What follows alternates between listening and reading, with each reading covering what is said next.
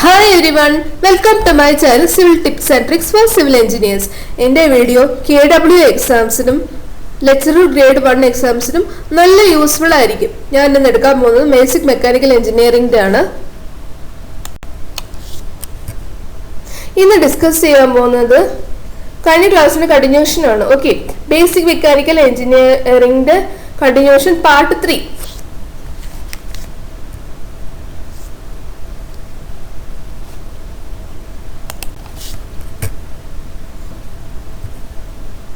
Miscellaneous pumps പിന്നെ important power plants ആണ് ഇപ്പോൾ ഡിസ്കസ് ചെയ്യുന്നത്. Okay, miscellaneous pumps, vortex pump, gear pump, vane pump, lobe pump, screw pump. Vortex pump, it is similar to centrifugal pump. Its impeller creates is having a hole at the center. Okay, centrifugal pump പോലെ തന്നെയാണ് vortex പമ്പിന്റെ working. ഇത് വന്നിട്ട് ഒരു ഇംപെല്ലറിന്റെ നടുക്ക് വന്നിട്ട് ഒരു whole കാണും. Okay, which creates a whirlpool or vortex of the fluid and solid particles are pushed away. എങ്ങനെയാന്ന് വെച്ച് കഴിഞ്ഞാൽ നമ്മുടെ സെൻട്രിഫ്യൂഗൽ പമ്പ് എങ്ങനെയാണ് വർക്ക് ചെയ്യുന്നത്, ആ ബ്ലേഡ്സ് ഒക്കെ ഒരു റോട്ടറി മോഷനിൽ കൊടുക്കുന്നത് അതേ മോഷൻ തന്നെയായിരിക്കും വോർട്ടെക്സ് പമ്പിൽ കൊടുക്കുന്നത്. അതിന് പറയുന്നതാണ് വേൾപൂൾ അല്ലെങ്കിൽ വോർട്ടെക്സ്. സോളിഡ് പാർട്ടിക്കിൾസ് ഒക്കെ പുഷ്ഡ് അവേ, ദൂരെ മാറ്റി നിർത്തും. സോളിഡ് പാർട്ടിക്കിൾസിനെല്ലാം ദൂരെ മാറ്റി നിർത്തിയിട്ട് ഫ്ലൂയിഡിന് മാത്രം അത് അകത്തോട്ടെടുക്കും എന്നാണ് പറഞ്ഞിരിക്കുന്നത്. ഓക്കെ, ഇത് വന്നിട്ട് ഒരു എങ്ങനെയാണ് സോളിഡ് പാർട്ടിക്കിൾസ് ഒക്കെ മാറ്റി നിർത്തുന്നത്, സെൻട്രിഫ്യൂഗൽ ആക്ഷൻ വഴി. എന്താണ് സെൻട്രിഫ്യൂഗൽ ആക്ഷൻ? സെൻട്രിഫ്യൂഗൽ ആക്ഷൻ എന്താ ഇപ്പം നോക്കാം. എന്തെങ്കിലും ഒരു പാർട്ടിക്കിൾസ് സെന്ററിൽ നിന്ന് മാറി നിന്നുകൊണ്ട് റൊട്ടേറ്റ് ചെയ്യുന്നതിന് പറയുന്നതാണ് സെൻട്രിഫ്യൂഗൽ ആക്ഷൻ. സെന്റിപിറ്റലാണെങ്കിൽ ആ മാറി നിന്ന് മീൻസ് ആ ഒരു റൊട്ടേറ്റ് ചെയ്യുന്ന ഒബ്ജക്റ്റ് സെന്ററിലോട്ട് അട്രാക്ട് ചെയ്യും. ഓക്കെ, നമ്മുടെ റോഡ് തന്നെ ഒരു എക്സാമ്പിൾ നമുക്ക് കാണാം ട്രാൻസ്പോർട്ടേഷനിൽ. അതിൽ സൂപ്പർ എലിവേഷൻ ആണ് പ്രൊവൈഡ് ചെയ്യല്ലോ, അതിനാണ് സെൻട്രിപിറ്റൽ ഫോഴ്സ് എന്ന് പറഞ്ഞത്. എങ്ങനെയാന്ന് വെച്ച് കഴിഞ്ഞാൽ നമ്മൾ ആദ്യം സെൻട്രിഫ്യൂഗൽ ഫോഴ്സ് ആയിരിക്കും കൊടുക്കുന്നത്. എങ്ങനെയാന്ന് വെച്ചാൽ ആ റോഡിൽ നിന്ന് നിരപ്പായിട്ട് റോഡ് കൊടുക്കുന്നെങ്കിൽ, കർവ് വന്നിട്ട് റോഡിൽ നിന്ന് നിരപ്പായിട്ടാണ് കൊടുക്കുന്നെങ്കിൽ, അപ്പം നമ്മൾ സൂപ്പർ എലിവേഷൻ പ്രൊവൈഡ് ചെയ്തിട്ടില്ലെങ്കിൽ വണ്ടി വരുമ്പം സെൻട്രിഫ്യൂഗൽ ആക്ഷൻ വഴി ആ കർവിൽ നിന്ന് ദൂരെ മാറി പോകാനുള്ള ചാൻസ് ഉണ്ട്. അതുകൊണ്ടാണ് നമ്മൾ സെൻട്രിപിറ്റൽ ഫോഴ്സ് കൊടുക്കുന്നത്. എങ്ങനെയാണ്, കുറച്ച് ആ റോഡ് ചെരിച്ചു കൊടുക്കും. അപ്പം എന്തായിരിക്കും, ആ റോഡിൽ നിന്ന് വണ്ടികൾ കറക്റ്റായിട്ട് സെൻട്രിപിറ്റൽ ഫോഴ്സ് വഴി മൂവ് ചെയ്യാൻ പറ്റും. ഓക്കെ, ഇത് സൂട്ടബിൾ ഫോർ സീവേജ് വാട്ടർ പമ്പിങ്ങിന് വേണ്ടി ഇത് നല്ല ഹെൽപ്ഫുൾ ആയിരിക്കും. അടുത്തത് വന്നത് gear pump. There are both internal and external gear pump. Okay, രണ്ട് പമ്പ് ഉണ്ട്, ഇന്റേണൽ ഉണ്ട്, എക്സ്റ്റേണൽ ഗിയർ പമ്പ് ഉണ്ട്. ഓക്കെ, ഇതിൽ വന്നിട്ട് ഇന്റേണൽ ഗിയർ പമ്പിൽ machine at the exterior pinion gear with annular gear creates a variable volume. Okay, picture ഇപ്പോൾ കാണിച്ചു തരാം. ഇതാണ് പിക്ചർ. പിക്ചറിൽ കാണുമ്പോൾ തന്നെ അറിയാം, മെഷീൻ എന്ന് പറഞ്ഞു കഴിഞ്ഞാൽ ഒരു ചെറിയ ഗിയർ ഉണ്ടല്ലോ, അത് വന്നിട്ട് വലിയ ഗിയറുമായിട്ട് കോണ്ടാക്ട് വരുന്ന സർഫസിന് പറയുന്നതാണ് മെഷീൻ. ഓക്കെ, ഈ മെഷീൻ വന്നിട്ട് ക്രിയേറ്റ് ചെയ്യുമ്പം ഒരു വേരിയബിൾ വോളിയം ആയിരിക്കും. നമ്മൾ പിക്ചറിൽ കാണുമ്പോൾ തന്നെ അറിയാം, ഫസ്റ്റ് മെഷീനിൽ തന്നെ നല്ല വോളിയം കുറവായിരിക്കും ആ മെഷീൻ സൈഡിൽ ഉണ്ടാകുന്നത്. രണ്ടാമത്തെ ഗിയറിൽ വന്നിട്ട് രണ്ടാമത്തെ ബ്ലേഡിൽ വന്നിട്ട് ആ വോളിയം വന്ന് കൂടി വരും. ഓക്കെ, അതുപോലെ തന്നെ മൂന്നാമത്തെ ഗിയറിൽ കുറച്ചുകൂടെ കൂടി വരും, നാലാമത്തെ ഗിയറിൽ കുറച്ചുകൂടെ കൂടി വരും. അപ്പം ഇന്റേണൽ ഗിയറിൽ വേരിയബിൾ വോളിയം ആയിരിക്കും നടക്കുന്നത്. ഓക്കെ, ഇത് വന്നിട്ട് ഒരു സക്ഷനും ഡിസ്ചാർജിനും ആയിട്ട് ഹെൽപ്പ് ചെയ്യും. ഓക്കെ, സക്ഷൻ പക്ഷെ ഇത് നല്ല സക്ഷന് ഹെൽപ്പ് ചെയ്യും, പക്ഷെ ഡെലിവറിയിൽ കുറച്ചായിരിക്കും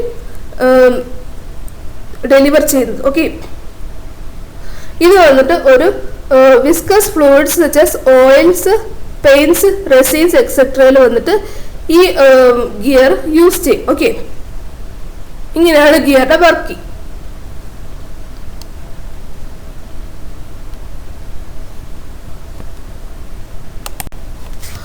vein pump.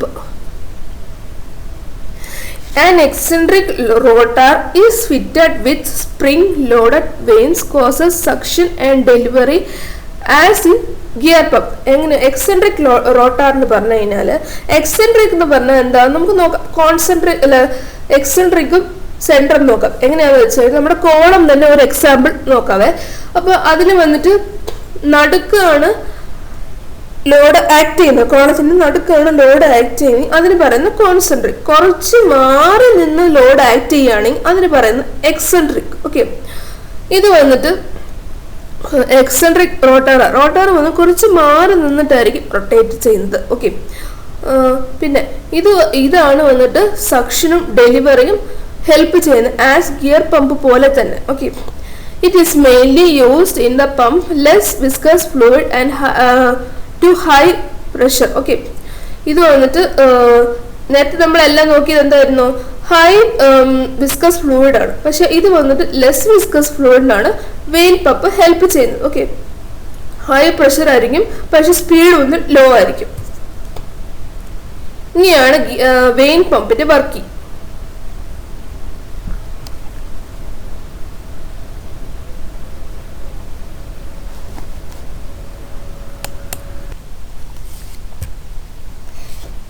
ഇത്രയും കണ്ടില്ലേ? എനിക്ക് തോന്നുന്നു നിങ്ങൾക്ക് എൻ്റെ വീഡിയോ എല്ലാം ഇഷ്ടപ്പെട്ടു എന്ന്. ഇഷ്ടപ്പെട്ടെങ്കിൽ ഉറപ്പായിട്ട് ലൈക്ക് ചെയ്യുക, സബ്സ്ക്രൈബ് ചെയ്യുക, ഷെയർ ചെയ്യുക. ഓക്കെ, ഇഷ്ടപ്പെട്ടില്ലെങ്കിൽ ഡിസ്ലൈക്ക് ചെയ്താലും കുഴപ്പമൊന്നുമില്ല. Lobe pump. Two lobe-shaped rotors are fitted and they are adjusted by timing gear. Okay, രണ്ട് ലോബ് ഷേപ്ഡ് റോട്ടാസ് ഉണ്ടാവും. ഓക്കെ, ഇത് വന്നിട്ട് എങ്ങനെയാണ് ടൈമിംഗ് ഗിയറിലാണ് അഡ്ജസ്റ്റ് ചെയ്ത്. എന്തിനാണ് ഇത് അഡ്ജസ്റ്റ് ചെയ്തിരിക്കുന്നതെന്ന് വെച്ച് കഴിഞ്ഞാൽ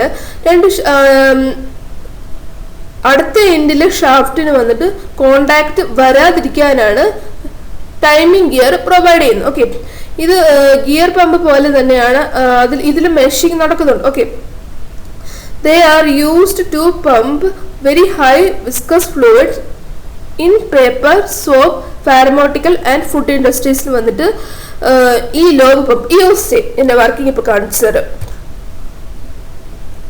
ഇതാണ് വർക്കിംഗ്.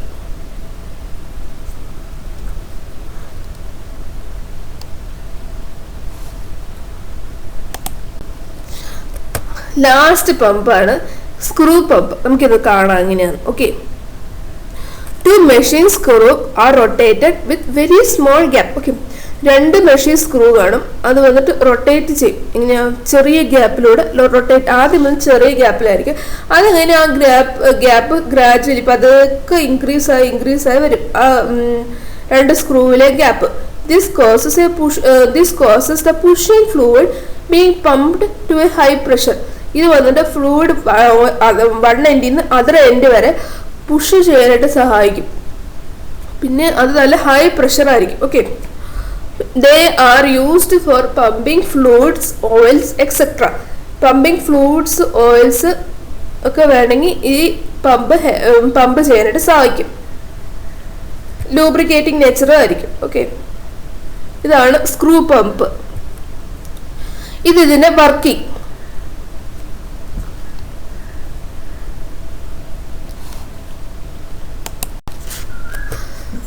അടുത്തത് വന്നിട്ട് ഇമ്പോർട്ടൻറ്റ് പവർ പ്ലാന്റ്സ് ആണ്. നമ്മുടെ പമ്പിൽ വരുന്ന ചാപ്റ്റർ അല്ല, ഇത് വേറെ ചാപ്റ്റർ ആണ്. Okay, Idukki hydro electric power plant വന്നിട്ട് പെരിയാർ റിവറിലാണ്. അത് വന്നിട്ട് 780 മെഗാ വാട്ടാണ്. Okay, Brahmapuram diesel power plant വന്നിട്ട് 21.32 മെഗാ വാട്ടാണ് പവർ പ്രൊഡ്യൂസ് ചെയ്യുന്നത്. First diesel power plant in Kerala ആണ്, എറണാകുളത്താണ്. Okay, Nallalam diesel power plant വന്നിട്ട് കോഴിക്കോട് 128 മെഗാ വാട്ടാണ് പവർ പ്രൊഡ്യൂസ് ചെയ്യുന്നത്. സർദാർ സരോവർ ഡാം വന്നിട്ട് നർമ്മദ റിവറിലാണ്, ഗുജറാത്തിലാണ് ഉള്ളത്. ഇത് വന്നിട്ട് 4000 മെഗാ വാട്ടാണ് എക്സ്പെക്റ്റഡ്. ഓക്കെ, പവർ എക്സ്പെക്ട് ചെയ്യുന്നത്. ലാർജസ്റ്റ് ഡാം ഇൻ ഇന്ത്യ ആണ്. കായംകുളം തെർമൽ പവർ പ്ലാന്റ് വന്നിട്ട് കാസർഗോഡിലാണ്, കോൾ വെച്ചിട്ടാണ് പവർ പ്രൊഡ്യൂസ് ചെയ്യുന്നത്. 2000 മെഗാ വാട്ട് ആണ്. കുണ്ടംകുളം ന്യൂക്ലിയർ പവർ പ്ലാന്റ് വന്നിട്ട് തിരുനെൽവേലി തമിഴ്നാടുവിലാണ് 1000 മെഗാവാട്ട് ആണ് പവർ പ്രൊഡ്യൂസ് ചെയ്യുന്നത്. ചിമ്മണി പവർ പ്ലാന്റ് വന്നിട്ട് കാസർഗോഡില് കോൾ വെച്ചിട്ടാണ് വരുന്നത്. അതിന് 2000 മെഗാവാട്ട് ആണ് പവർ പ്രൊഡ്യൂസ് ചെയ്യുന്നത്. കൽപ്പകം ന്യൂക്ലിയർ പവർ പ്ലാന്റ് വന്നിട്ട് തമിഴ്നാടുവിലാണ് 440 മെഗാവാട്ട് ആണ് പവർ പ്രൊഡ്യൂസ് ചെയ്യുന്നത്. ശബരിഗിരി ഹൈഡ്രോ ഇലക്ട്രിക് പ്രോജക്റ്റ് വന്നിട്ട് പമ്പ റിവറിലാണ് പത്തനംതിട്ടയിലാണ് സിറ്റുവേറ്റ് ചെയ്യുന്നത്. അതിൽ വന്നിട്ട് 340 മെഗാവാട്ട് ആണ് പവർ പ്രൊഡ്യൂസ് ചെയ്യുന്നത്. ഓക്കെ, ഇതോടെ ഈ ചാപ്റ്ററും ഈ ക്ലാസ് കഴിയുകയാണ്. അടുത്ത ക്ലാസ്സിൽ വന്നിട്ട് എഞ്ചിനീയറിംഗ് മെറ്റീരിയൽസിനെ പറ്റി കാണാം. Thank you and all the best for your exams.